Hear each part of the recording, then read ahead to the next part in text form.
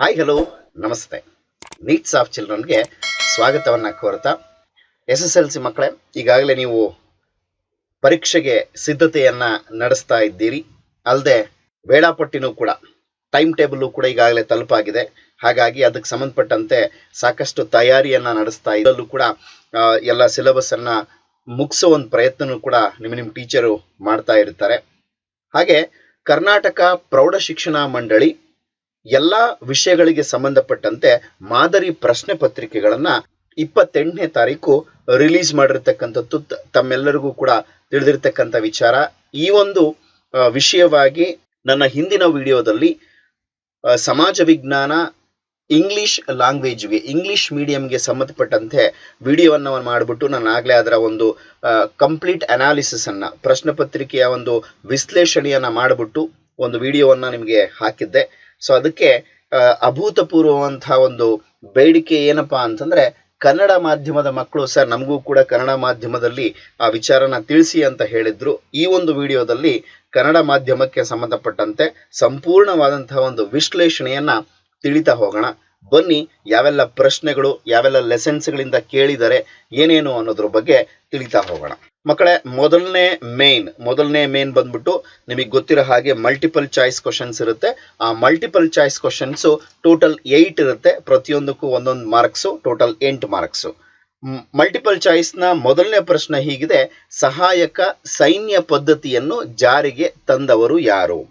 ಈ ಒಂದು ಪ್ರಶ್ನೆ ಬಂದ್ಬಿಟ್ಟು ಇತಿಹಾಸ 2ನೇ ಲೆಸನ್ ಇಂದ ಕೇಳಿರ್ತಕ್ಕಂಥದ್ದು. ಬ್ರಿಟಿಷ್ ಆಳ್ವಿಕೆಯ ವಿಸ್ತರಣೆ ಅನ್ನೋ ಒಂದು ಪಾಠದಿಂದ ಕೇಳಿರ್ತಕ್ಕಂಥ ಪ್ರಶ್ನೆ ಮತ್ತೊಮ್ಮೆ, ಸಹಾಯಕ ಸೈನ್ಯ ಪದ್ಧತಿಯನ್ನ ಜಾರಿಗೆ ತಂದವರು ಯಾರು?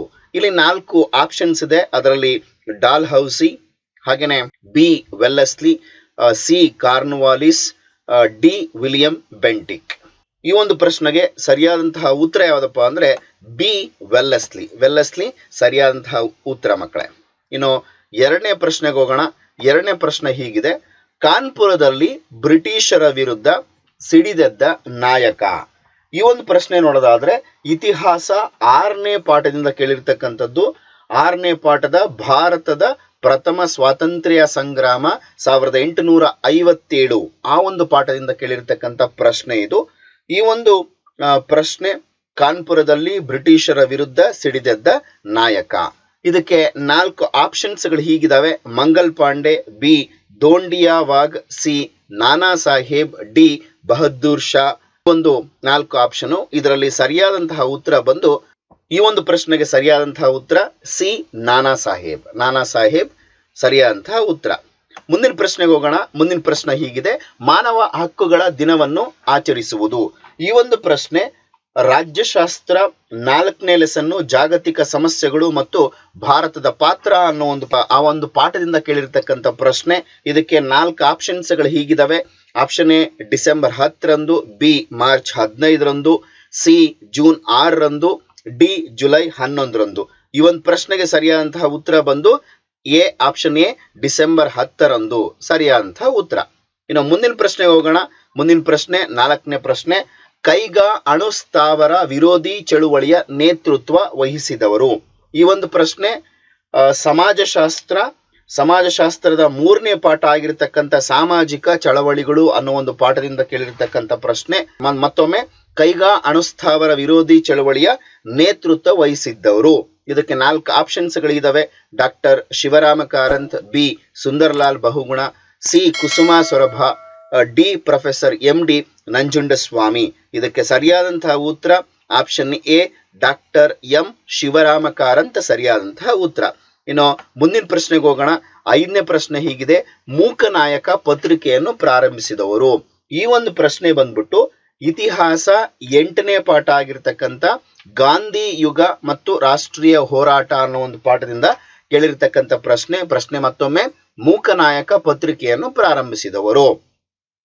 ಇದಕ್ಕೆ 4 ಆಪ್ಷನ್ಸ್ ಹೀಗಿದಾವೆ: Mahatma Gandhi, B Balagangadhar Tilak, C doctor BR Ambedkar, D Jyotiba Phule. ಇದಕ್ಕೆ ಸರಿಯಾದಂತಹ ಉತ್ತರ doctor BR Ambedkar, C option C doctor BR Ambedkar ಸರಿಯಾದಂತಹ ಉತ್ತರ. ಮುಂದಿನ ಪ್ರಶ್ನೆಗೆ ಹೋಗೋಣ. 6ನೇ ಪ್ರಶ್ನೆ ಹೀಗಿದೆ: ಭಾರತದಲ್ಲಿ ಅತಿ ಕಡಿಮೆ ಮಳೆ ಪಡೆಯುವ ಸ್ಥಳ. ಭಾರತದಲ್ಲಿ ಅತಿ ಕಡಿಮೆ ಮಳೆ ಪಡೆಯುವ ಸ್ಥಳ. ಈ ಒಂದು ಪ್ರಶ್ನೆ ಬಂದು ಭೂಗೋಳಶಾಸ್ತ್ರ 3ನೇ ಪಾಠ ಆಗಿರ್ತಕ್ಕಂಥ ಭಾರತದ ವಾಯುಗುಣ ಅನ್ನೋ ಒಂದು ಪಾಠದಿಂದ ಕೇಳಿರ್ತಕ್ಕಂಥ ಪ್ರಶ್ನೆ. ಈ ಒಂದು ಪ್ರಶ್ನೆ ಮತ್ತೊಮ್ಮೆ ಭಾರತದಲ್ಲಿ ಅತಿ ಪಡೆಯುವ ಸ್ಥಳ ಯಾವುದು ಅಂತ. ಅದಕ್ಕೆ 4 ಆಪ್ಷನ್ಸ್ ಹೀಗಿದೆ: ರಾಯ್ಲಿ, B Mawsynram, C Agumbe, D Kudremukh. ಇದಕ್ಕೆ ಸರಿಯಾದಂತಹ ಉತ್ತರ ಆಪ್ಷನ್ ಎ ರಾಯ್ಲಿ ಅಂತ ಹೇಳಿ. ಇನ್ನು 7ನೇ ಪ್ರಶ್ನೆಗೆ ಹೋಗೋಣ. 7ನೇ ಪ್ರಶ್ನೆ ಹೀಗಿದೆ: ಭಾರತದ ನೈಜ ಅಭಿವೃದ್ಧಿ ಎಂದರೆ ಅದು ಗ್ರಾಮಗಳ ಅಭಿವೃದ್ಧಿ ಎಂದು ಹೇಳಿದವರು.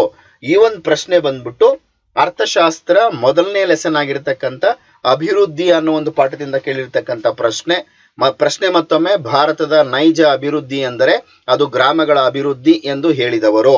ಈ ಒಂದು ಪ್ರಶ್ನೆಗೆ 4 ಆಪ್ಷನ್ಸ್ಗಳು ಹೀಗಿದಾವೆ: 1ನೇ ಆಪ್ಷನ್ನು ಡಾಕ್ಟರ್ BR ಅಂಬೇಡ್ಕರ್, 2ನೇ ಆಪ್ಷನ್ನು ಜವಾಹರಲಾಲ್ ನೆಹರು, 3ನೇ ಆಪ್ಷನ್ನು ಅಮರ್ತ್ಯ ಸೇನ್, 4ನೇ ಆಪ್ಷನ್ನು ಮಹಾತ್ಮ ಗಾಂಧಿ. ಸರಿಯಾದಂತಹ ಉತ್ತರ ಡಿ ಮಹಾತ್ಮ ಗಾಂಧಿ ಸರಿಯಾದಂತಹ ಉತ್ತರ. ಇನ್ನು ಮುಂದಿನ ಪ್ರಶ್ನೆಗೆ ಹೋಗೋಣ. 8ನೇ ಪ್ರಶ್ನೆ ಮಲ್ಟಿಪಲ್ ಚಾಯ್ಸ್ ಕ್ವಶನ್ ಅಲ್ಲಿ ಕೊನೆ ಪ್ರಶ್ನೆ. ವಿಪ್ರೋ ಸಂಸ್ಥೆಯ ಸಂಸ್ಥಾಪಕರು ಯಾರು? ವಿಪ್ರೋ ಸಂಸ್ಥೆಯ ಸಂಸ್ಥಾಪಕರು. ಈ ಒಂದು ಪ್ರಶ್ನೆ ಬಂದ್ಬಿಟ್ಟು ವಾಣಿಜ್ಯ ಶಾಸ್ತ್ರ 2ನೇ ಪಾಠ ಆಗಿರ್ತಕ್ಕಂಥ ಉದ್ಯಮಗಾರಿಕೆ ಅನ್ನೋ ಒಂದು ಪಾಠದಿಂದ ಕೇಳಿರ್ತಕ್ಕಂಥದ್ದು ಪ್ರಶ್ನೆ. ಮತ್ತೊಮ್ಮೆ ವಿಪ್ರೋ ಸಂಸ್ಥೆಯ ಸಂಸ್ಥಾಪಕರು. ಈ 4 ಆಪ್ಷನ್ಸ್ ಗಳನ್ನ ನೋಡೋದಾದ್ರೆ option A Azim Premji, B Narayana Murthy, C Prathap Reddy, D Kiran Mazumdar Shaw. ಸರಿಯಾದಂತಹ ಉತ್ತರ ಅಜಿಂ ಪ್ರೇಮ್ಜಿ ಸರಿಯಾದಂತಹ ಉತ್ತರ. ಇನ್ನು 1ನೇ ಮೇನ್ ಮುಕ್ತಾಯ ಆಗಿದೆ. 2ನೇ ಮೇನ್ಗೆ ಹೋಗೋಣ. ಏನು ಅಂದ್ರೆ ಈ ಕೆಳಗಿನ ಪ್ರತಿಯೊಂದು ಪ್ರಶ್ನೆಗೂ ಒಂದೊಂದು ವಾಕ್ಯದಲ್ಲಿ ಉತ್ತರ ಬರೆಯಿರಿ ಅಂತ.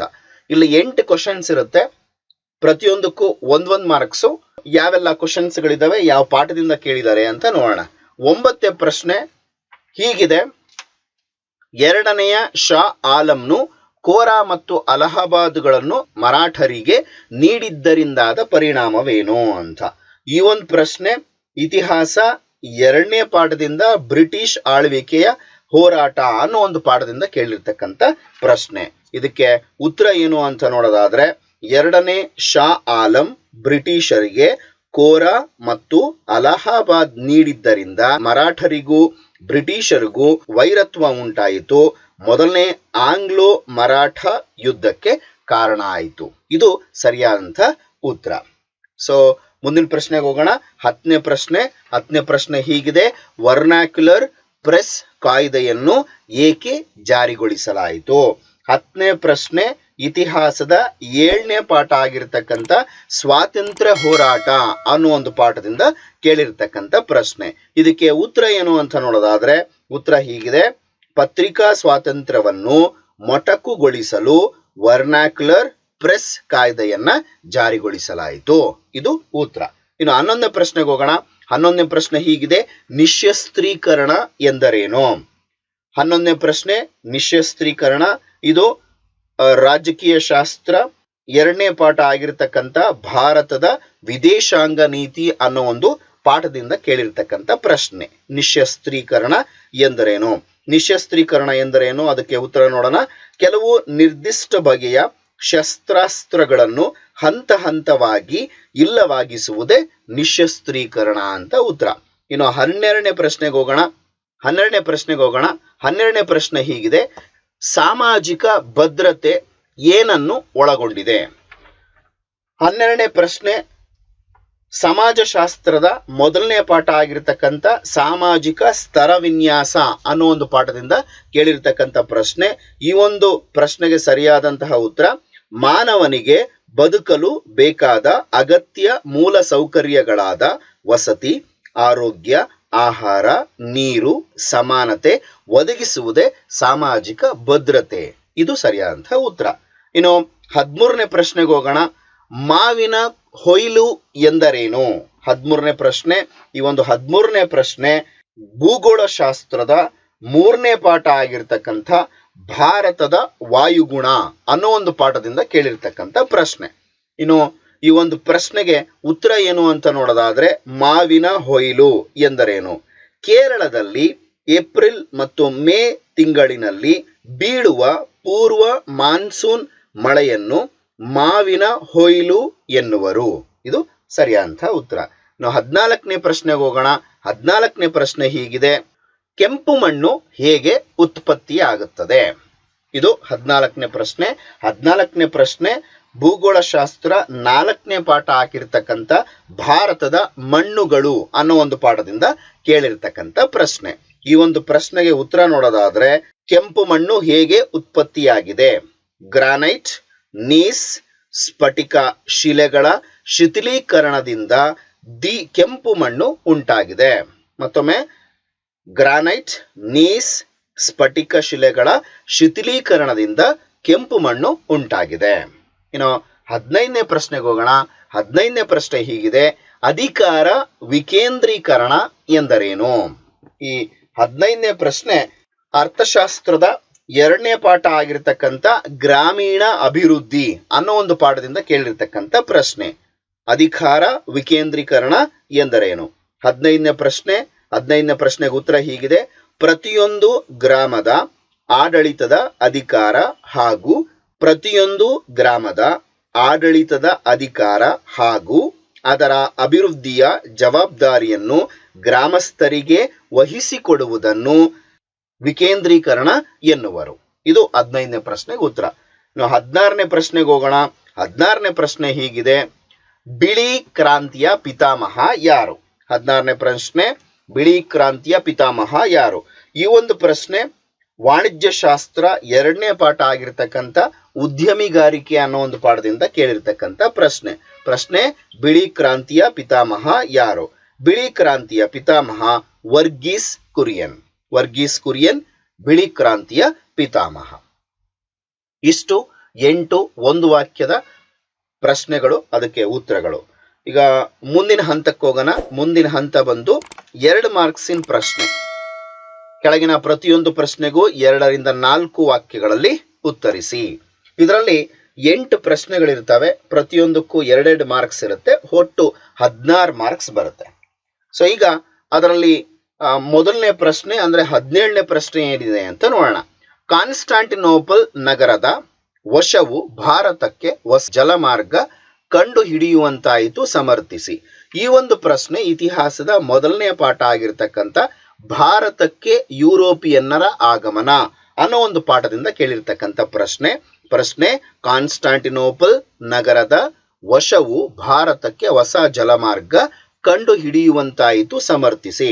ಇದಕ್ಕೆ ಉತ್ತರ ಹೀಗಿದೆ ಮಕ್ಕಳೇ: 1453ರಲ್ಲಿ ಕಾನ್ಸ್ಟಾಂಟಿನೋಪಲ್ ನಗರದ ಪತನದಿಂದ ಏಷ್ಯಾ ಮತ್ತು ಯುರೋಪ್ ನಡುವಿನ ಭೂಮಾರ್ಗ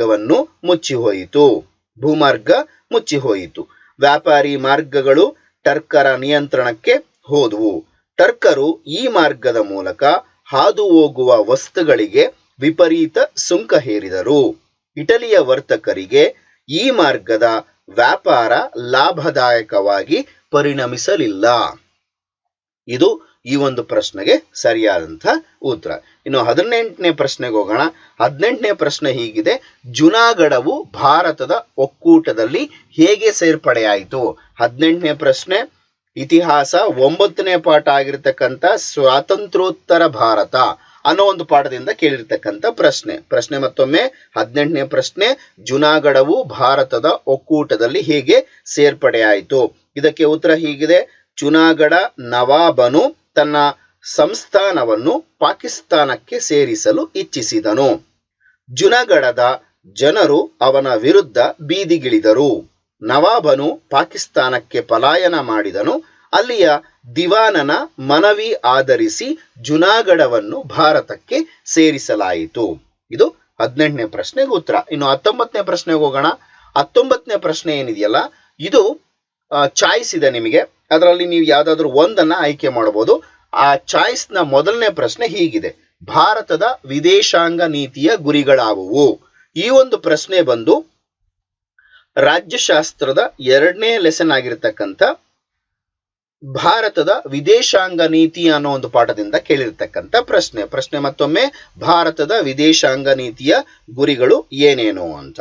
ಅದಕ್ಕೆ ಭಾರತದ ವಿದೇಶಾಂಗ ನೀತಿಯ ಗುರಿಗಳು ಅಂತ ನೋಡೋದಾದ್ರೆ ರಾಷ್ಟ್ರದ ಭದ್ರತೆ, ರಾಷ್ಟ್ರದ ಆರ್ಥಿಕ ಸಂವರ್ಧನೆ, ನಮ್ಮ ದೇಶದ ಸಾಂಸ್ಕೃತಿಕ ಮೌಲ್ಯಗಳನ್ನು ಬೇರೆ ದೇಶಗಳಿಗೆ ವಿಸ್ತರಿಸುವುದು, ಶತ್ರು ರಾಷ್ಟ್ರಗಳನ್ನು ಹತ್ತಿಕ್ಕುವುದು, ಮಿತ್ರ ರಾಷ್ಟ್ರಗಳನ್ನು ಹೆಚ್ಚಿಸಿಕೊಳ್ಳುವುದು, ವಿಶ್ವಶಾಂತಿ ಹಾಗೂ ಸಹಬಾಳ್ವೆಯನ್ನು ಸ್ಥಾಪಿಸುವುದು.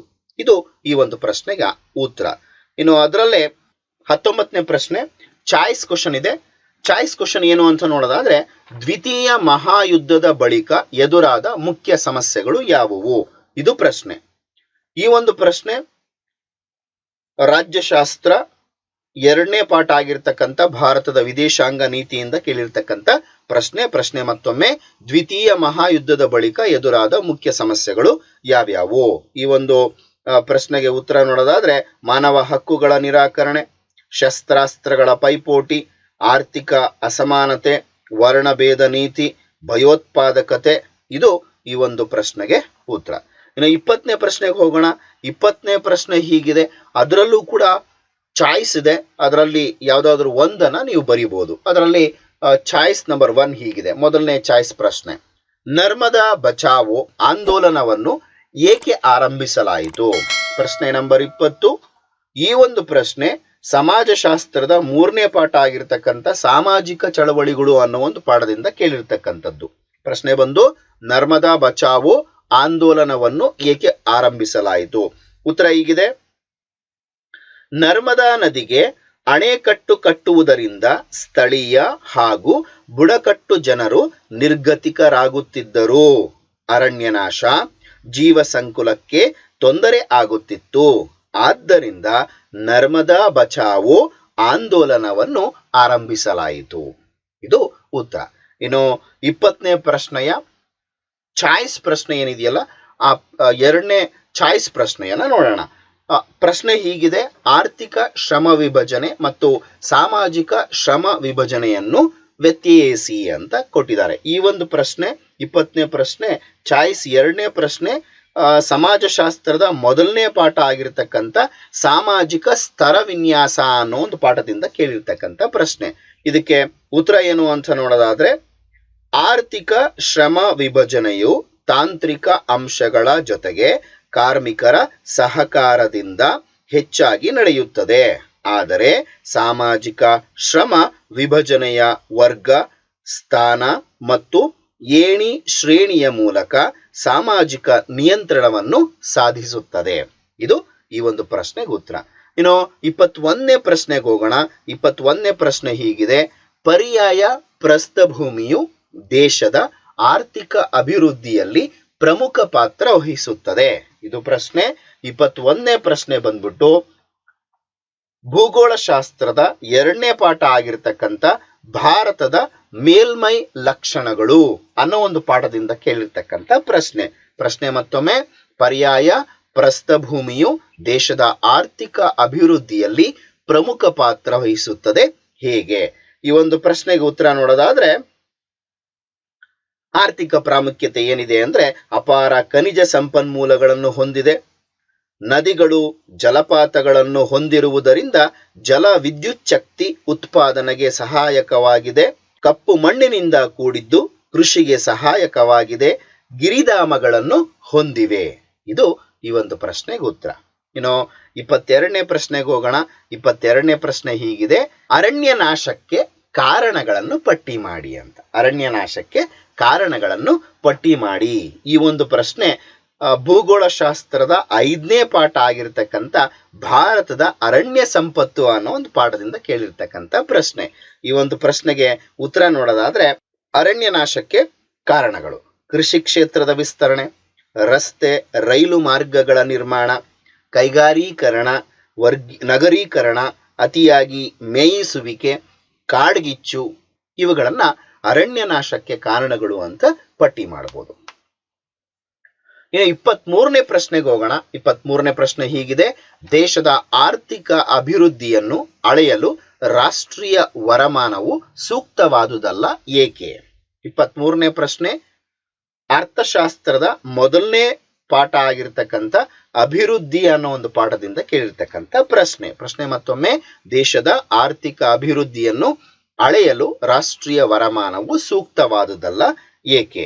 ಇದಕ್ಕೆ ಉತ್ತರ ಏನು ಅಂತ ನೋಡೋದಾದ್ರೆ, ದೇಶದ ಆರ್ಥಿಕ ಅಭಿವೃದ್ಧಿಯನ್ನು ಅಳೆಯಲು ರಾಷ್ಟ್ರೀಯ ವರಮಾನ ಸೂಕ್ತವಾದುದಲ್ಲ. ಯಾಕೆ ಅಂದ್ರೆ ರಾಷ್ಟ್ರೀಯ ವರಮಾನದ ಜೊತೆಗೆ ಜನಸಂಖ್ಯೆ ಹೆಚ್ಚಳವೂ ಕಂಡು ಬಂದ್ರೆ ಅದು ಆರ್ಥಿಕ ಪ್ರಗತಿಯ ವಾಸ್ತವ ಚಿತ್ರಣ ನೀಡೋದಿಲ್ಲ. ವಿಭಿನ್ನ ವರಮಾನ ಮತ್ತು ಜನಸಂಖ್ಯೆಗಳುಳ್ಳ ರಾಷ್ಟ್ರಗಳ ಅಭಿವೃದ್ಧಿಯ ಹೋಲಿಕೆ ಮಾಡುವುದಕ್ಕೆ ರಾಷ್ಟ್ರೀಯ ವರಮಾನ ಸೂಕ್ತವಾದುದಲ್ಲ ಅನ್ನೋದು ಉತ್ತರ 23ನೇ ಪ್ರಶ್ನೆಗೆ. ಇನ್ನು 24ನೇ ಪ್ರಶ್ನೆಗೆ ಹೋಗೋಣ. 24ನೇ ಪ್ರಶ್ನೆ ಹೀಗಿದೆ: 1986ರ ಗ್ರಾಹಕ ಸಂರಕ್ಷಣಾ ಕಾಯ್ದೆಯ ಮುಖ್ಯ ಉದ್ದೇಶಗಳು ಯಾವುವು? 24ನೇ ಪ್ರಶ್ನೆ, 2 ಅಂಕದ ಕೊನೆ ಪ್ರಶ್ನೆ. ಈ ಒಂದು ಪ್ರಶ್ನೆ ವಾಣಿಜ್ಯ ಶಾಸ್ತ್ರದ 4ನೇ ಪಾಠ ಆಗಿರತಕ್ಕಂಥ ಗ್ರಾಹಕರ ಶಿಕ್ಷಣ ಮತ್ತು ರಕ್ಷಣೆ ಅನ್ನೋ ಒಂದು ಪಾಠದಿಂದ ಕೇಳಿರ್ತಕ್ಕಂಥದ್ದು.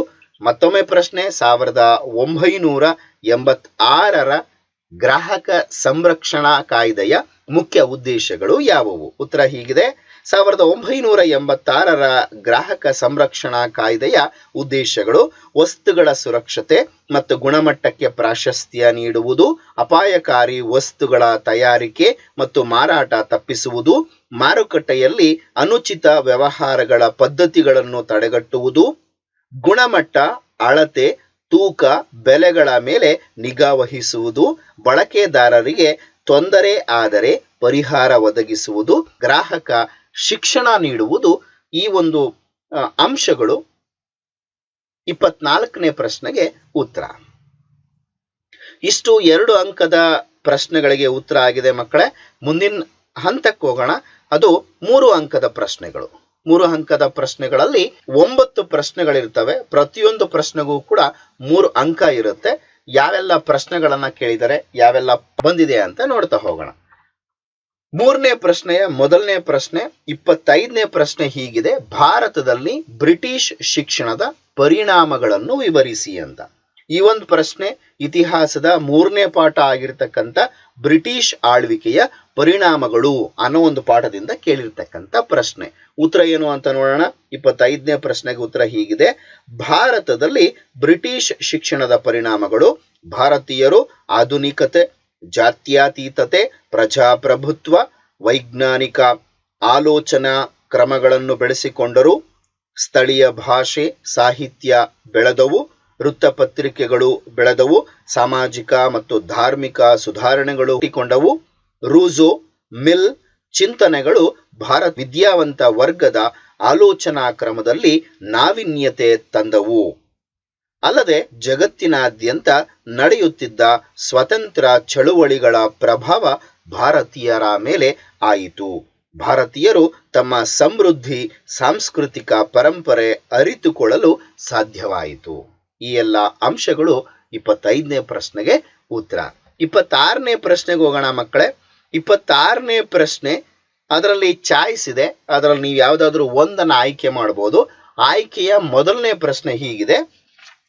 26ನೇ ಆಯ್ಕೆಯ ಮೊದಲನೇ ಪ್ರಶ್ನೆ: 3ನೇ ಆಂಗ್ಲೋ ಮೈಸೂರು ಯುದ್ಧದ ಫಲಿತಾಂಶಗಳೇನು? ಈ ಒಂದು ಪ್ರಶ್ನೆ ಇತಿಹಾಸದ 4ನೇ ಪಾಠ ಆಗಿರತಕ್ಕಂಥ ಕರ್ನಾಟಕದಲ್ಲಿ ಬ್ರಿಟಿಷ್ ಆಳ್ವಿಕೆಯ ವಿರೋಧಗಳು ಅನ್ನೋ ಒಂದು ಪಾಠದಿಂದ ಆಯ್ಕೆ ಮಾಡ್ಕೊಂಡಿರ್ತಕ್ಕಂಥದ್ದು. ಇದಕ್ಕೆ ಉತ್ತರ ಏನು ಅಂತ ನೋಡೋಣ. 26ನೇ ಪ್ರಶ್ನೆಗೆ 3ನೇಯ ಆಂಗ್ಲೋ ಮೈಸೂರು ಯುದ್ಧದ ಕಾರಣಗಳು: ಶ್ರೀರಂಗಪಟ್ಟಣ ಒಪ್ಪಂದವು ಅಸಮಾನ ಷರತ್ತುಗಳನ್ನು ಹೊಂದಿತ್ತು, ಟಿಪ್ಪು ತನ್ನ ಅರ್ಧ ರಾಜ್ಯವನ್ನು ಬಿಟ್ಟುಕೊಟ್ಟನು, 3 ಕೋಟಿ ರೂಪಾಯಿಗಳನ್ನು ಪರಿಹಾರವಾಗಿ ಕೊಡುವುದು, ತನ್ನ 2 ಗಂಡು ಮಕ್ಕಳನ್ನು ಒತ್ತೆಯಾಗಿ ಇಡುವುದು, ಸೆರೆ ಹಿಡಿದ ಸೈನಿಕರನ್ನು ಬಿಡುಗಡೆಗೊಳಿಸುವುದು. ಈ ಒಂದು ಅಂಶಗಳು 26ನೇಯ ಮೊದಲನೇ ಚಾಯ್ಸ್ ಪ್ರಶ್ನೆಗೆ ಉತ್ತರ. ಇನ್ನು 2ನೇ ಚಾಯ್ಸ್ ಪ್ರಶ್ನೆ ಯಾವುದು ನೋಡೋಣ. ಅಸಹಕಾರ ಚಳುವಳಿಯ ಪ್ರಮುಖ ಕಾರ್ಯಕ್ರಮಗಳು. ಈ ಒಂದು ಪ್ರಶ್ನೆ ಇತಿಹಾಸ 8ನೇ ಪಾಠ ಆಗಿರ್ತಕ್ಕಂಥ ಗಾಂಧಿ ಯುಗ ಮತ್ತು ರಾಷ್ಟ್ರೀಯ ಹೋರಾಟ ಅನ್ನೋ ಒಂದು ಪಾಠದಿಂದ ಕೇಳಿರ್ತಕ್ಕಂಥ ಪ್ರಶ್ನೆ. ಈ ಒಂದು ಪ್ರಶ್ನೆಗೆ ಉತ್ತರ ಏನು ಅಂತ ನೋಡೋದಾದ್ರೆ, ಅಸಹಕಾರ ಚಳುವಳಿಯ ಪ್ರಮುಖ ಕಾರ್ಯಕ್ರಮಗಳು ಶಾಲಾ ಕಾಲೇಜುಗಳು ಮತ್ತು ನ್ಯಾಯಾಲಯಗಳನ್ನು ಬಹಿಷ್ಕರಿಸುವುದು, ಪ್ರಾಂತೀಯ ಶಾಸನ ಸಭೆಗಳಿಗೆ ನಡೆಯುವ ಚುನಾವಣೆಗಳನ್ನು ಬಹಿಷ್ಕರಿಸುವುದು, ಬ್ರಿಟಿಷರು ನೀಡಿದ ಪದವಿ ಮತ್ತು ಸ್ಥಾನಗಳನ್ನು ವಾಪಸ್ ಪಡೆಯುವುದು, ಸ್ಥಳೀಯ ಸಭೆಗಳ ನಾಮ ನಿರ್ದೇಶನ ಸದಸ್ಯರು ರಾಜೀನಾಮೆ ನೀಡುವುದು, ಸರ್ಕಾರಿ ಕಾರ್ಯಕ್ರಮಗಳನ್ನು ಬಹಿಷ್ಕರಿಸುವುದು, ವಿದೇಶಿ ವಸ್ತುಗಳನ್ನು ಬಹಿಷ್ಕರಿಸುವುದು, ಈ ಎಲ್ಲ ಅಂಶಗಳು 26ನೇ ಚಾಯ್ಸ್ನ 2ನೇ ಪ್ರಶ್ನೆಗೆ ಉತ್ತರ. ಇನ್ನು ಮುಂದಿನ ಪ್ರಶ್ನೆಗೆ ಹೋಗೋಣ. ಮುಂದಿನ 27ನೇ ಪ್ರಶ್ನೆ, ಬ್ರಹ್ಮ ಸಮಾಜದ ಬೋಧನೆಗಳಾವುವು? ಈ ಒಂದು ಪ್ರಶ್ನೆ ಇತಿಹಾಸದ 5ನೇ ಪಾಠ ಆಗಿರ್ತಕ್ಕಂಥ ಸಾಮಾಜಿಕ ಮತ್ತು ಧಾರ್ಮಿಕ ಸುಧಾರಣಾ ಚಳುವಳಿಗಳು ಅನ್ನೋ ಒಂದು ಪಾಠದಿಂದ ಕೇಳಿರ್ತಕ್ಕಂಥ ಪ್ರಶ್ನೆ. ಉತ್ತರ ಏನು ಅಂತ ನೋಡೋದಾದ್ರೆ, ಬ್ರಹ್ಮ ಸಮಾಜದ ಬೋಧನೆಗಳು ಏಕ ದೇವತಾರಾಧನೆಯ ಪ್ರತಿಪಾದನೆ, ಅರ್ಥಹೀನ ಚಳುವಳಿಗಳ ವಿರೋಧ, ಪ್ರತಿಯೊಬ್ಬ ವ್ಯಕ್ತಿ ಘನತೆಯಿಂದ ಬಾಳಬೇಕು, ಬಹುಪತ್ನಿತ್ವ, ಬಾಲ್ಯ ವಿವಾಹಕ್ಕೆ ವಿರೋಧ, ವಿಧವೆಯರಿಗೆ ಆಸ್ತಿಯಲ್ಲಿ ಪಾಲು, ಇಂಗ್ಲಿಷ್ ಶಿಕ್ಷಣಕ್ಕೆ ಒತ್ತು. ಈ ಎಲ್ಲ ಅಂಶಗಳು 27ನೇ ಪ್ರಶ್ನೆಗೆ ಉತ್ತರ. 28ನೇ ಪ್ರಶ್ನೆ ಹೀಗಿದೆ, ಭಾರತ ಮತ್ತು ರಷ್ಯಾಗಳ ನಡುವಿನ ಸಂಬಂಧವನ್ನು ವಿವರಿಸಿ. ಈ ಒಂದು ಪ್ರಶ್ನೆ ರಾಜ್ಯಶಾಸ್ತ್ರದ 3ನೇ ಪಾಠ ಆಗಿರ್ತಕ್ಕಂಥ ಅನ್ಯ ರಾಷ್ಟ್ರಗಳೊಂದಿಗೆ ಭಾರತದ ಅನ್ನೋ ಒಂದು ಪಾಠದಿಂದ ಕೇಳಿರ್ತಕ್ಕಂಥ ಪ್ರಶ್ನೆ. ಈ ಒಂದು ಪ್ರಶ್ನೆಗೆ ಉತ್ತರ ಹೀಗಿದೆ, ಭಾರತ ಮತ್ತು ರಷ್ಯಾಗಳ ನಡುವಿನ ಸಂಬಂಧ. ಭಾರತ ಮತ್ತು ರಷ್ಯಾ ಉತ್ತಮ ಸಂಬಂಧ ಹೊಂದಿವೆ. 1962ರ ಚೀನಾ ದಾಳಿಯನ್ನು ರಷ್ಯಾ ಖಂಡಿಸಿತ್ತು. 1961ರ ಗೋವಾ ವಿಮೋಚನಾ ಸಂದರ್ಭದಲ್ಲಿ ರಷ್ಯಾ ಬೆಂಬಲಿಸಿತ್ತು. 1966ರಲ್ಲಿ ಭಾರತ ಮತ್ತು ಪಾಕಿಸ್ತಾನಗಳ ಮಧ್ಯೆ ತಾಷ್ಕೆಂಟ್ ಒಪ್ಪಂದವನ್ನು ಸಹಕರಿಸಿತ್ತು. 1971ರಲ್ಲಿ ಭಾರತ ಮತ್ತು ರಷ್ಯಾ 20 ವರ್ಷಗಳ ಸಹಕಾರದ ಒಪ್ಪಂದಕ್ಕೆ ಸಹಿ ಹಾಕಿದ್ದವು. ಭಾರತ ಬಿಲಾಯಿ, ಬೊಕ್ಯಾರೋ ಉಕ್ಕಿನ ಕಾರ್ಖಾನೆಗಳಿಗೆ ರಷ್ಯಾ ಸಹಕರಿಸಿತ್ತು. ವಿಶ್ವಸಂಸ್ಥೆಯ ಭದ್ರತಾ ಸಮಿತಿಯ ಕಾಯಂ ಸದಸ್ಯತ್ವಕ್ಕೆ ರಷ್ಯಾ ಬೆಂಬಲ ನೀಡುತ್ತಿದೆ. ಇದು ಈ ಎಲ್ಲ ಅಂಶಗಳು 28ನೇ ಪ್ರಶ್ನೆಗೆ ಉತ್ತರ. 29ನೇ ಪ್ರಶ್ನೆಗೆ ಹೋಗೋಣ. 29ನೇ ಪ್ರಶ್ನೆ, ಅಸ್ಪೃಶ್ಯತೆಯ ನಿವಾರಣೆಗಾಗಿ ಕೈಗೊಂಡಿರುವ ಕಾನೂನು ಕ್ರಮಗಳನ್ನು ವಿವರಿಸಿ. 29ನೇ ಪ್ರಶ್ನೆ, ಈ ಒಂದು ಪ್ರಶ್ನೆ ಸಮಾಜಶಾಸ್ತ್ರದ 1ನೇ ಪಾಠ ಆಗಿರತಕ್ಕಂಥ ಸಾಮಾಜಿಕ ಸ್ತರ ವಿನ್ಯಾಸ ಅನ್ನೋ ಒಂದು ಪಾಠದಿಂದ ಕೇಳಿರ್ತಕ್ಕಂಥ ಪ್ರಶ್ನೆ. ಈ ಒಂದು ಪ್ರಶ್ನೆಗೆ ಉತ್ತರ, ಅಸ್ಪೃಶ್ಯ ನಿವಾರಣೆಗೆ ಕೈಗೊಂಡಿರುವ ಕ್ರಮಗಳು. ಸಂವಿಧಾನದ 17ನೆಯ ವಿಧಿ ಅಸ್ಪೃಶ್ಯತೆ ಆಚರಣೆ ನಿಷೇಧಿಸಿದೆ. 1955ರಲ್ಲಿ ಅಸ್ಪೃಶ್ಯತಾ ಅಪರಾಧಗಳ ಕಾಯ್ದೆ ಜಾರಿಗೆ ತರಲಾಗಿದೆ. 1976ರಲ್ಲಿ ನಾಗರಿಕ ಹಕ್ಕುಗಳ ಸಂರಕ್ಷಣಾ ಕಾಯ್ದೆ ಜಾರಿಗೆ ತರಲಾಗಿದೆ. ಸಾರ್ವತ್ರಿಕ ಮತದಾನದ ಹಾಗೂ ಸಮಾನತೆಯ ಹಕ್ಕು ನೀಡಲಾಗಿದೆ. ಪರಿಶಿಷ್ಟ ಜಾತಿ ಪರಿಶಿಷ್ಟ ವರ್ಗಗಳಿಗೆ ಶಿಕ್ಷಣ ಮತ್ತು ಉದ್ಯೋಗದಲ್ಲಿ ಮೀಸಲಾತಿ ನೀಡಿದೆ. 1989ರಲ್ಲಿ ಅಸ್ಪೃಶ್ಯತೆ ನಿರ್ಮೂಲನೆ ಜವಾಬ್ದಾರಿಗಳನ್ನು ರಾಜ್ಯ ಸರ್ಕಾರಕ್ಕೆ ವಹಿಸಿದೆ. ಈ ಎಲ್ಲ ಅಂಶಗಳು 29ನೇ ಪ್ರಶ್ನೆಗೆ ಉತ್ತರ. 30ನೇ ಪ್ರಶ್ನೆಗೆ ಹೋಗೋಣ. 30ನೇ ಪ್ರಶ್ನೆ ಹೀಗಿದೆ, ಕೈಗಾರಿಕೆಗಳು ಕೆಲವೊಂದು ಪ್ರದೇಶಗಳಲ್ಲಿ ಮಾತ್ರ ಸ್ಥಾನೀಕರಣಗೊಂಡಿವೆ, ಏಕೆ? 30ನೇ ಪ್ರಶ್ನೆ. ಈ ಒಂದು 30ನೇ ಪ್ರಶ್ನೆ ಜಿಯಾಗ್ರಫಿ ಭೂಗೋಳಶಾಸ್ತ್ರದ 10ನೇ ಪಾಠ ಆಗಿರ್ತಕ್ಕಂಥ ಭಾರತದ ಕೈಗಾರಿಕೆಗಳು ಅನ್ನೋ ಒಂದು ಪಾಠದಿಂದ ಕೇಳಿರ್ತಕ್ಕಂಥ ಪ್ರಶ್ನೆ. ಈ ಒಂದು ಪ್ರಶ್ನೆಗೆ ಉತ್ತರ ನೋಡೋದಾದ್ರೆ, ಕೈಗಾರಿಕೆಗಳು ಕೆಲವೊಂದು ಪ್ರದೇಶಗಳಲ್ಲಿ ಮಾತ್ರ ಸ್ಥಾನೀಕರಣಗೊಂಡಿವೆ, ಏಕೆ? ಉತ್ತರ ಹೀಗಿದೆ, ಕಚ್ಚಾ ವಸ್ತುಗಳ ಸರಬರಾಜು, ಶಕ್ತಿ ಸಂಪನ್ಮೂಲಗಳ ಪೂರೈಕೆ, ಸಾರಿಗೆ ಮತ್ತು ಸಂಪರ್ಕದ ವ್ಯವಸ್ಥೆ, ಮಾರುಕಟ್ಟೆ ಸೌಲಭ್ಯ, ಬಂಡವಾಳ, ಕಾರ್ಮಿಕರು ಮತ್ತು ನೀರು ಪೂರೈಕೆ, ಸೂಕ್ತ ವಾಯುಗುಣ, ಸರ್ಕಾರ ನೀತಿ ನಿಯಮಗಳು. ಈ ಎಲ್ಲ ಅಂಶಗಳು 30ನೇ ಪ್ರಶ್ನೆಗೆ ಉತ್ತರ. 31ನೇ ಪ್ರಶ್ನೆಗೆ ಹೋಗೋಣ. ಇಲ್ಲಿ 31ನೇ ಪ್ರಶ್ನೆ ಅಗೇನ್ ಚಾಯ್ಸ್ ಇದೆ. ಚಾಯ್ಸ್ ನಂಬರ್ 1 ಮೊದಲನೇ ಪ್ರಶ್ನೆ ಯಾವುದು ಅಂದ್ರೆ, ಭೂ ಕುಸಿತದ ಪರಿಣಾಮಗಳನ್ನು ವಿವರಿಸಿ. 31ನೇ ಪ್ರಶ್ನೆ ಭೂಗೋಳಶಾಸ್ತ್ರದ 11ನೇ ಪಾಠ ಆಗಿರತಕ್ಕಂಥ ಭಾರತದ ನೈಸರ್ಗಿಕ ವಿಪತ್ತುಗಳು ಅನ್ನೋ ಒಂದು ಪಾಠದಿಂದ ಕೇಳಿರ್ತಕ್ಕಂಥ ಪ್ರಶ್ನೆ. ಈ ಒಂದು ಪ್ರಶ್ನೆಗೆ ಉತ್ತರ ನೋಡೋದಾದ್ರೆ, ಭೂಕುಸಿತದ ಪರಿಣಾಮಗಳು ರೈಲು ಮಾರ್ಗ, ರಸ್ತೆಗಳಿಗೆ ಹಾನಿ, ಜನವಸತಿ ಮತ್ತು ಸಸ್ಯವರ್ಗಗಳು ಭೂಗತವಾಗುವವು, ಸಾವು ನೋವು ಉಂಟಾಗುವವು, ಆಸ್ತಿಗಳಿಗೆ ಹಾನಿ ಉಂಟಾಗುತ್ತದೆ, ಸಂಚಾರಕ್ಕೆ ಅಡಚಣೆ ಉಂಟಾಗುತ್ತದೆ. ಈ ಎಲ್ಲ ಅಂಶಗಳು 31ನೇ ಪ್ರಶ್ನೆಯ ಮೊದಲನೇ ಆಯ್ಕೆಯ ಪ್ರಶ್ನೆಗೆ ಉತ್ತರ. ಇನ್ನು 2ನೇ ಪ್ರಶ್ನೆ 31ನೇ ಚಾಯ್ಸ್ ನಂಬರ್ 2 ಕ್ವಶನ್ ಏನಿದೆಯಲ್ಲ ಅದಕ್ಕೆ ಪ್ರಶ್ನೆ ಸಾರಿಗೆಯ ಪ್ರಾಮುಖ್ಯತೆಯನ್ನು ವಿವರಿಸಿ. ಈ ಒಂದು ಪ್ರಶ್ನೆ ಭೂಗೋಳಶಾಸ್ತ್ರದ 9ನೇ ಪಾಠ ಆಗಿರತಕ್ಕಂಥ ಭಾರತದ ಸಾರಿಗೆ ಮತ್ತು ಸಂಪರ್ಕ ಅನ್ನೋ ಒಂದು ಪಾಠದಿಂದ ಕೇಳಿರ್ತಕ್ಕಂಥ ಪ್ರಶ್ನೆ. ಈ ಒಂದು ಪ್ರಶ್ನೆಗೆ ಉತ್ತರ ನೋಡೋಣ.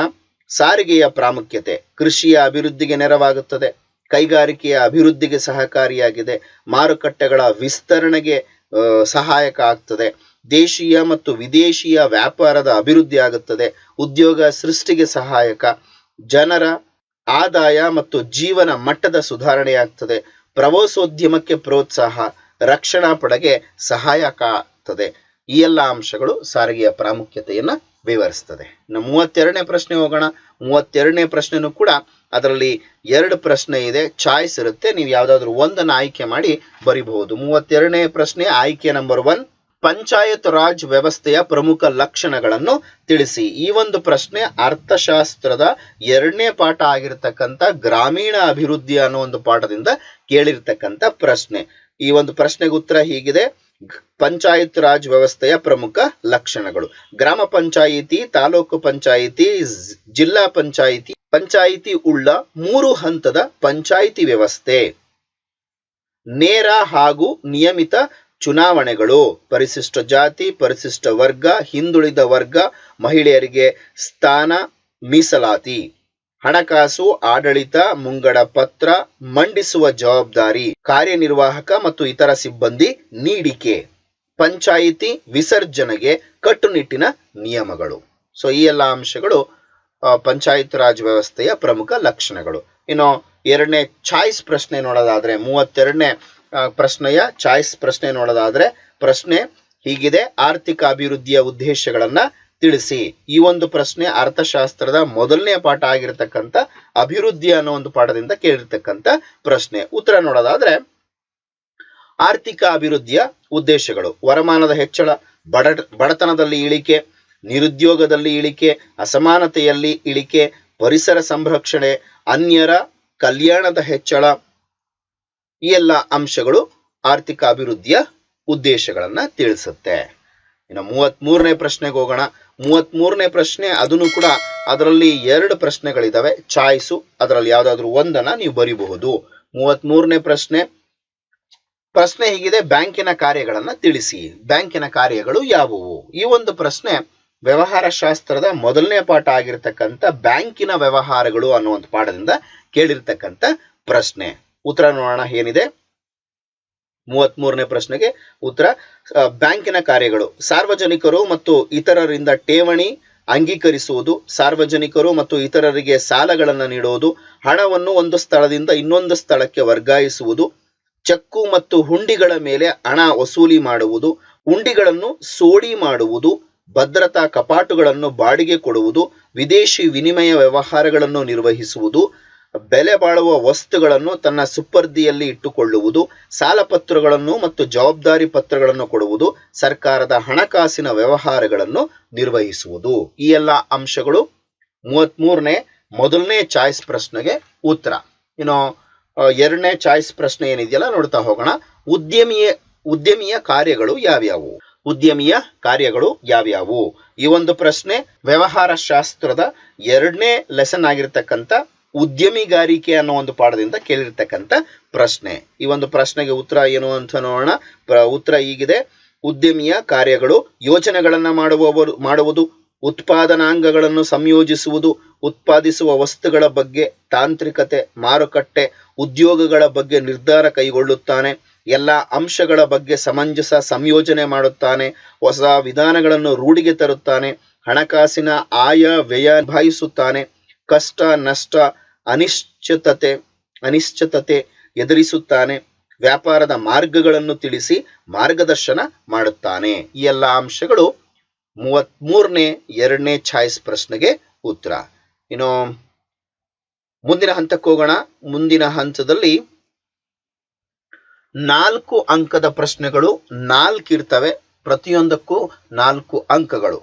ಅದರಲ್ಲಿ ಈ ಕೆಳಗಿನ ಪ್ರತಿಯೊಂದು ಪ್ರಶ್ನೆಗೂ ಸುಮಾರು 8 ವಾಕ್ಯಗಳಲ್ಲಿ ಉತ್ತರಿಸಿ. ಅದರಲ್ಲಿ 34ನೇ ಪ್ರಶ್ನೆ ಹೀಗಿದೆ: ಸ್ವತಂತ್ರ ಹೋರಾಟದ ಅವಧಿಯಲ್ಲಿ ಸುಭಾಷ್ ಚಂದ್ರ ಬೋಸ್ ಅವರು ಬ್ರಿಟಿಷರ ವಿರುದ್ಧ ಹೇಗೆ ಹೋರಾಡಿದರು? ಈ ಒಂದು ಪ್ರಶ್ನೆಗೆ ಉತ್ತರ ನೋಡೋದಕ್ಕಿಂತ ಮುಂಚೆ ಈ ಒಂದು ಪ್ರಶ್ನೆ ಇತಿಹಾಸದ 8ನೇ ಪಾಠ ಆಗಿರತಕ್ಕಂಥ ಗಾಂಧಿ ಯುಗ ಮತ್ತು ರಾಷ್ಟ್ರೀಯ ಹೋರಾಟ ಅನ್ನೋ ಒಂದು ಪಾಠದಿಂದ ಕೇಳಿರ್ತಕ್ಕಂಥ ಪ್ರಶ್ನೆ. ಉತ್ತರ ನೋಡೋಣ. ಸ್ವಾತಂತ್ರ್ಯ ಹೋರಾಟದಲ್ಲಿ ಸುಭಾಷ್ ಚಂದ್ರ ಬೋಸ್ ಹೋರಾಡಿದ ಬಗ್ಗೆ. ICS ಪರೀಕ್ಷೆಯಲ್ಲಿ ರ್ಯಾಂಕ್ ಗಳಿಸಿದರು. ಸ್ವತಂತ್ರ ಚಳುವಳಿಗೆ ಧುಮುಕಿದರು. ನೇತಾಜಿ ಎಂದು ಜನಪ್ರಿಯರಾದರು. ಕಾಂಗ್ರೆಸ್ನ ಸಮಾಜವಾದಿ ಪಕ್ಷ ಸ್ಥಾಪಿಸಿದರು. ಹರಿಪುರ ಕಾಂಗ್ರೆಸ್ ಅಧಿವೇಶನದ ಅಧ್ಯಕ್ಷತೆಯನ್ನ ವಹಿಸಿದ್ದರು. ಫಾರ್ವರ್ಡ್ ಬ್ಲಾಕ್ ಎಂಬ ಹೊಸ ಪಕ್ಷ ಕಟ್ಟಿದರು. ಜರ್ಮನಿಯಲ್ಲಿ ಯುದ್ಧ ಕೈದಿಗಳನ್ನು ಸಂಘಟಿಸಿದರು. ಆಜಾದ್ ಹಿಂದ್ ರೇಡಿಯೋ ಮೂಲಕ ತಮ್ಮ ಭಾಷಣಗಳನ್ನು ಪ್ರಸಾರ ಮಾಡಿದರು. INA ನೇತೃತ್ವವನ್ನ ವಹಿಸಿದ್ದರು. ದೆಹಲಿ ಚಲೋಗೆ ಕರೆ ನೀಡಿದರು. ನನಗೆ ರಕ್ತ ಕೊಡಿ, ನಾನು ನಿಮಗೆ ಸ್ವತಂತ್ರ ನೀಡಲು ಪ್ರಮಾಣಿಸುತ್ತೇನೆ ಅಂಥೇಳಿ ಕರೆಯನ್ನ ಇತ್ತರು. ಈ ಎಲ್ಲ ಅಂಶಗಳು 34ನೇ ಪ್ರಶ್ನೆಗೆ ಉತ್ತರ. ನಾವು 35ನೇ ಪ್ರಶ್ನೆಗೆ ಹೋಗೋಣ. 35ನೇ ಪ್ರಶ್ನೆ, ಅದರಲ್ಲಿ ಚಾಯ್ಸ್ ಇದೆ. ಅದರಲ್ಲಿ ಯಾವ್ದಾದ್ರು ಒಂದನ್ನ ನೀವು ಆಯ್ಕೆ ಮಾಡಿಕೊಂಡು ಬರಿಬೇಕು. ಪ್ರಶ್ನೆ ಹೀಗಿದೆ. 35ನೇ ಪ್ರಶ್ನೆಯ ಸ್ವತಂತ್ರ ಹೋರಾಟದಲ್ಲಿ ಮಂದಗಾಮಿಗಳ ಪಾತ್ರವನ್ನು ವಿವರಿಸಿ. ಈ ಒಂದು ಪ್ರಶ್ನೆ ಇತಿಹಾಸದ 7ನೇ ಪಾಠದಿಂದ ಸ್ವಾತಂತ್ರ್ಯ ಹೋರಾಟ ಅನ್ನೋ ಒಂದು ಪಾಠದಿಂದ ಕೇಳಿರ್ತಕ್ಕಂಥ ಪ್ರಶ್ನೆ. ಸ್ವಾತಂತ್ರ್ಯ ಹೋರಾಟದಲ್ಲಿ ಮಂದಗಾಮಿಗಳ ಪಾತ್ರ. ಉತ್ತರ ಹೀಗಿದೆ. ಸ್ವಾತಂತ್ರ್ಯ ಹೋರಾಟದಲ್ಲಿ ಮಂದಗಾಮಿಗಳ ಪಾತ್ರ. ಭಾರತೀಯ ರಾಷ್ಟ್ರೀಯ ಕಾಂಗ್ರೆಸ್ ನ ಆರಂಭಿಕ 20 ವರ್ಷಗಳನ್ನ ಮಂದಗಾಮಿಗಳ ಯುಗ ಎಂದು ಕರೆಯಲಾಗಿದೆ. ಅಹಿಂಸಾತ್ಮಕ ಕ್ರಮಗಳ ಮೂಲಕ ಸ್ವಾತಂತ್ರ್ಯವನ್ನು ಪಡೆಯಲು ಇವರು ಬಯಸಿದ್ದರು. WC Banerjee, MG Ranade, Surendranath Banerjee, Dadabhai Naoroji, Gopalakrishna Gokhale ಪ್ರಮುಖರಾಗಿದ್ದಾರೆ. ಇವರು ಬ್ರಿಟಿಷ್ ಆಳ್ವಿಕೆ, ನ್ಯಾಯಪರತೆಯಲ್ಲಿ ನಂಬಿಕೆ ಇಟ್ಟಿದ್ದರು. ಪ್ರಾರ್ಥನೆ ಮತ್ತು ಮನವಿಗಳನ್ನು ಸಲ್ಲಿಸ್ತಾ ಇದ್ರು. ಜನರಲ್ಲಿ ರಾಜಕೀಯ ಎಚ್ಚರ ತರುವ ಪ್ರಯತ್ನವನ್ನ ಮಾಡಿದ್ರು. ದೇಶದ ಕೈಗಾರಿಕೆಗಳ ಅಭಿವೃದ್ಧಿಗೆ ಒತ್ತಾಯಿಸಿದ್ರು. ಸೈನಿಕ ವೆಚ್ಚ ಕಡಿಮೆ ಮಾಡುವುದು, ಉತ್ತಮ ಶಿಕ್ಷಣ ನೀಡುವುದು, ಬಡತನದ ಬಗ್ಗೆ ಅಧ್ಯಯನ ಮಾಡಲು ಒತ್ತಾಯ ಮಾಡಿದ್ರು. ಸಂಪತ್ತಿನ ಪ್ರವಾಹದ ಸಿದ್ಧಾಂತವನ್ನ ಮಂಡಿಸಿದ್ರು. ಈ ಎಲ್ಲ ಅಂಶಗಳು ಸ್ವತಂತ್ರ ಹೋರಾಟದಲ್ಲಿ ಮಂದಗಾಮಿಗಳ ಪಾತ್ರ ಅನ್ನೋ ಒಂದು ಪ್ರಶ್ನೆಗೆ ಉತ್ತರ. ಇನ್ನು 35ನೇ ಪ್ರಶ್ನೆಗೆ ಚಾಯ್ಸ್ ಪ್ರಶ್ನೆ ಏನಿದೆಯಲ್ಲ ಅದು ನೋಡೋಣ. ಪ್ರಶ್ನೆ ಹೀಗಿದೆ. 1857ರ ಕ್ರಾಂತಿಗೆ ಕಾರಣವಾದ ಅಂಶಗಳನ್ನು ವಿವರಿಸಿ.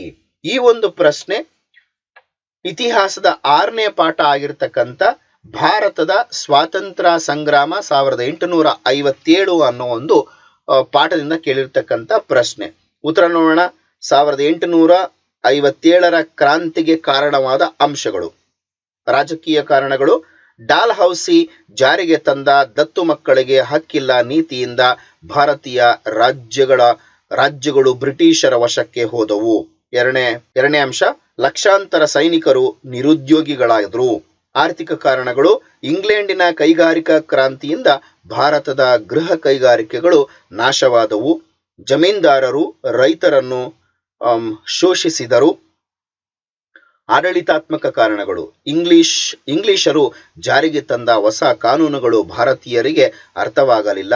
ಇಂಗ್ಲಿಷರು ಆಂಗ್ಲ ಭಾಷೆಯನ್ನು ನ್ಯಾಯಾಲಯದ ಭಾಷೆಯಾಗಿ ಮಾಡಿದರು. ಇನ್ನು ಸೈನಿಕ ಕಾರಣಗಳು. ಆಂಗ್ಲ ಸೈನಿಕರಿಗಿದ್ದ ಬಡ್ತಿ ಸ್ಥಾನಮಾನಗಳು ಭಾರತೀಯ ಸೈನಿಕರಿಗಿರಲಿಲ್ಲ. ಭಾರತೀಯ ಸೈನಿಕರಿಗೆ ಸಾಗರ ದಾಟಿ ಸೇವೆ ಸಲ್ಲಿಸಲು ಒತ್ತಾಯಿಸಲಾಯಿತು. ಈ ಎಲ್ಲ ಅಂಶಗಳು 1857ರ ಕ್ರಾಂತಿಗೆ ಕಾರಣವಾದ ಅಂಶಗಳು. ಇನ್ನು 36ನೇ ಪ್ರಶ್ನೆಗೆ ಹೋಗೋಣ. 36ನೇ ಪ್ರಶ್ನೆ ಹೀಗಿದೆ. ಭಾರತದಲ್ಲಿ ಮಹಿಳೆಯರ ಸ್ಥಾನಮಾನ ಉತ್ತಮಪಡಿಸಲು ಕೈಗೊಂಡಿರುವ ಕ್ರಮಗಳೇನು? ಈ ಒಂದು ಪ್ರಶ್ನೆ ರಾಜ್ಯಶಾಸ್ತ್ರದ 1ನೇ ಪಾಠ ಆಗಿರತಕ್ಕಂಥ ಭಾರತದ ಸಮಸ್ಯೆಗಳು ಹಾಗೂ ಅವುಗಳ ಪರಿಹಾರ ಉಪಾಯಗಳು ಅನ್ನೋ ಒಂದು ಪಾಠದಿಂದ ಕೇಳಿರ್ತಕ್ಕಂಥ ಪ್ರಶ್ನೆ. ಉತ್ತರ ನೋಡೋಣ. ಉತ್ತರ ಹೀಗಿದೆ. ಭಾರತದಲ್ಲಿ ಮಹಿಳೆಯರ ಸ್ಥಾನಮಾನ ಉತ್ತಮಪಡಿಸಲು ಕೈಗೊಂಡಿರುವ ಕ್ರಮಗಳು. ಬಾಲ್ಯ ವಿವಾಹ ನಿಷೇಧ ಕಾಯ್ದೆ, ವರದಕ್ಷಿಣೆ ನಿಷೇಧ ಕಾಯ್ದೆ ಜಾರಿಗೊಳಿಸಲಾಗಿದೆ. ಮಹಿಳಾ ಮತ್ತು ಮಕ್ಕಳ ಕಲ್ಯಾಣ ಇಲಾಖೆ ಸ್ಥಾಪಿಸಿದೆ. ಮಹಿಳಾ ಆಯೋಗಗಳ ರಚನೆ, ಮಹಿಳಾ ಶಿಕ್ಷಣಕ್ಕೆ ಆದ್ಯತೆ, ಸ್ತ್ರೀ ಶಕ್ತಿ ಕಾರ್ಯಕ್ರಮ ಜಾರಿಗೆ ತರಲಾಗಿದೆ, ಉದ್ಯೋಗ ಮತ್ತು ರಾಜಕೀಯದಲ್ಲಿ ಮಹಿಳೆಯರಿಗೆ ಮೀಸಲಾತಿ ನೀಡಲಾಗಿದೆ. ಇನ್ನು 4ನೇ ಅಂಕದ ಕೊನೆ ಪ್ರಶ್ನೆಯನ್ನ ನೋಡೋದಾದ್ರೆ, ಭಾರತದಲ್ಲಿ ರೂಢಿಯಲ್ಲಿರುವ ವಿವಿಧ ಬಗೆಯ ಕೃಷಿ ವಿಧಾನಗಳನ್ನು ಪಟ್ಟಿ ಮಾಡಿ.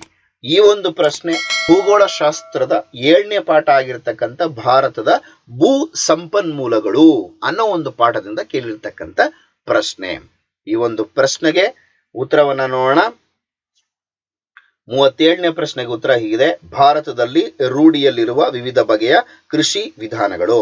ನಂಬರ್ 1, ಅದರಲ್ಲಿ ಮೊದಲನೇದು ಜೀವನಾಧಾರಿತ ಬೇಸಾಯ, ರೈತ ಮತ್ತು ಆತನ ಕುಟುಂಬದ ಬಳಕೆಗಾಗಿ ಬೆಳೆ ಬೆಳೆಯುವ ಕೃಷಿ ವಿಧಾನ. ವರ್ಗಾವಣೆ ಬೇಸಾಯ, ಮಣ್ಣಿನ ಫಲವತ್ತತೆ ನಾಶವಾದ ನಂತರ ಬೇರೆಡೆಗೆ ಹೋಗಿ ಬೇಸಾಯ ಮಾಡುವುದು. 3, ಸಾಂದ್ರ ಬೇಸಾಯ, ಚಿಕ್ಕ ಭೂ ಹಿಡುವಳಿಯಲ್ಲಿ ಅಧಿಕ ಬಂಡವಾಳ, ಕಾರ್ಮಿಕರನ್ನು ತೊಡಗಿಸುವ ಬೇಸಾಯ. 4, ವಾಣಿಜ್ಯ ಬೇಸಾಯ, ವ್ಯಾಪಾರದ ಉದ್ದೇಶಕ್ಕಾಗಿ ಬೆಳೆಗಳನ್ನು ಬೆಳೆಯುವುದು. 5, ಮಿಶ್ರ ಬೇಸಾಯ, ಬೆಳೆ ಬೆಳೆಯುವುದರ ಜೊತೆಗೆ ಪಶು ಸಂಗೋಪನೆ ಇತ್ಯಾದಿ ಉಪ ಉದ್ಯೋಗಗಳನ್ನು ಮಾಡುವುದು. 6, ನೆಡುತೋಪು ಬೇಸಾಯ, ಮಾರಾಟಕ್ಕಾಗಿ ವಿಶಾಲವಾದ ತೋಟಗಳಲ್ಲಿ ಒಂದು ಬೆಳೆ ಬೆಳೆಯುವುದು. 7, ಒಣ ಬೇಸಾಯ, ಅತಿ ಕಡಿಮೆ ಮಳೆ ಬೀಳುವ ನೀರಾವರಿ ಸೌಲಭ್ಯ ಇಲ್ಲದ ಪ್ರದೇಶಗಳಲ್ಲಿ ಬೇಸಾಯ ಮಾಡುವುದು. 8, ಆರ್ದ್ರ ಬೇಸಾಯ, ಸಾಕಷ್ಟು ಮಳೆ ಬೀಳುವ ಪ್ರದೇಶಗಳಲ್ಲಿ ನೀರಾವರಿ ನೆರವಿಲ್ಲದೆ ಬೆಳೆಗಳನ್ನು ಬೆಳೆಯುವುದು. 9, ನೀರಾವರಿ ಬೇಸಾಯ, ನೀರಾವರಿ ಸಹಾಯದಿಂದ ಬೆಳೆ ಬೆಳೆಯುವುದು. ಈ ಎಲ್ಲ ಅಂಶಗಳು 37ನೇ ಪ್ರಶ್ನೆಗೆ ಉತ್ತರ. ಇನ್ನು ಕೊನೆ ಭಾಗಕ್ಕೆ ಬರೋಣ. ಕೊನೆ ಭಾಗದಲ್ಲಿ ಭಾರತದ ಭೂಪಟವನ್ನ ಬರೆದುಬಿಟ್ಟು, ಭಾರತದ ನಕ್ಷೆಯನ್ನ ಬರೆದುಬಿಟ್ಟು ಅದರಲ್ಲಿ ಕೊಟ್ಟಿರ್ತಕ್ಕಂಥ ಪ್ರಶ್ನೆಗಳನ್ನ ಗುರುತಿಸಬೇಕು. ಅದರಲ್ಲಿ ಮೊದಲನೇ ಪ್ರಶ್ನೆ ಹೀಗಿದೆ: 7 ಪೂರ್ವ ರೇಖಾಂಶ. ಈ ಒಂದು ಪ್ರಶ್ನೆ ಭೂಗೋಳಶಾಸ್ತ್ರದ 1ನೇ ಪಾಠ ಆಗಿರ್ತಕ್ಕಂಥ ಭಾರತದ ಸ್ಥಾನ ಮತ್ತು ವಿಸ್ತರಣೆ ಅನ್ನೋ ಒಂದು ಪಾಠದಿಂದ ಕೇಳಿರ್ತಕ್ಕಂಥ ಪ್ರಶ್ನೆ. ಇನ್ನು 2ನೇ ಪ್ರಶ್ನೆ ಬಾಕ್ರಾ ನಂಗಲ್ ನದಿ ಕಣಿವೆ ಯೋಜನೆ. ಈ ಒಂದು ಪ್ರಶ್ನೆ ಭೂಗೋಳಶಾಸ್ತ್ರದ ಭಾರತದ ಜಲ ಸಂಪನ್ಮೂಲಗಳು ಅನ್ನೋ ಒಂದು ಪಾಠದಿಂದ ಕೇಳಿರ್ತಕ್ಕಂಥ ಪ್ರಶ್ನೆ.